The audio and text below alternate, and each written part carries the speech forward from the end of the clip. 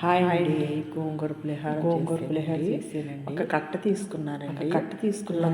గోంగూర అది ఇంక చింతపండు అది ఏమీ వేయక్కర్లేదు. 2 గ్లాసులకి కరివేపాకు, మిరపకాయలు, ఆవాలు, జీడిపప్పు, పల్లీలు వేసుకోవాలండి. ఒక 3 స్పూన్లు నూనె వేసుకోవాలండి. రైసు 2 గ్లాసులకి వేసానండి. 2 కప్పులకి ఉడకబెట్టి అన్నం రైసు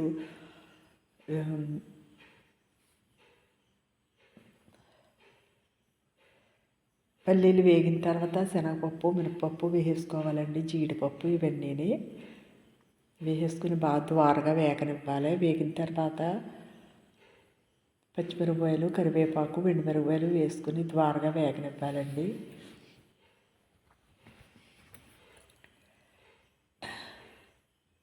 రెండు కప్పులకి వేసుకున్నానండి రైసు. అన్నం రైసు వండి సెట్ పెట్టానండి. రొంపట్టేసిందండి అందుకు మాట్లాడలేకపోతున్నాను.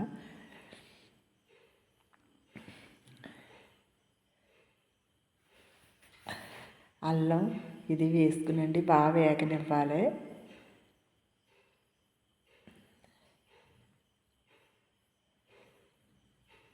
వేగిన తర్వాత ఇవి పక్కకు తీసేసుకునండి. ఇందులోనే ఒక 1/2 స్పూన్కి పసుపు వేసుకోవాలండి. తీసుకుని పక్కన పెట్టేసుకునండి. ఇందులో ఇది వేసేసుకోవాలండి. కడిగి పెట్టుకున్న గోంగూర వేసేసుకోవాలండి.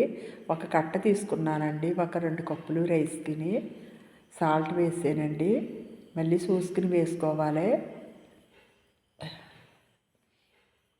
ఇది చల్లారాక మిక్సీ పట్టుకోవాలండి. బాగా పేస్ట్లా అక్కర్లేదండి, సమానంగా పట్టుకుంటే సరిపోతుంది.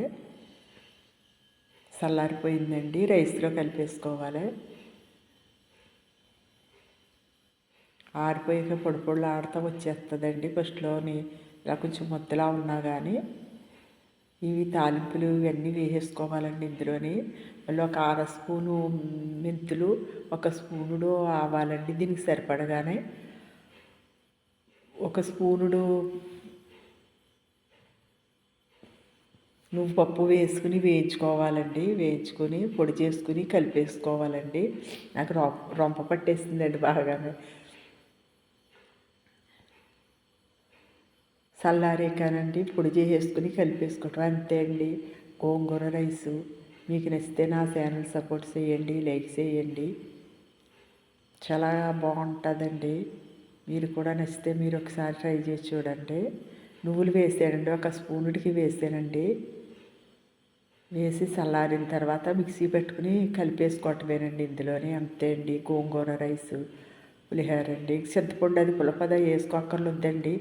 ఒక 2 గ్లాసులకి 2 కప్పులకి వేసాను కదండి. ఒక కట్ట వేసానండి. గోంగూర సరిగ్గా కరెక్ట్గా సరిపోయిందండి. ఇంక చింతపండు పులపది వేస్తే బాగోదండి. అంతే అండి.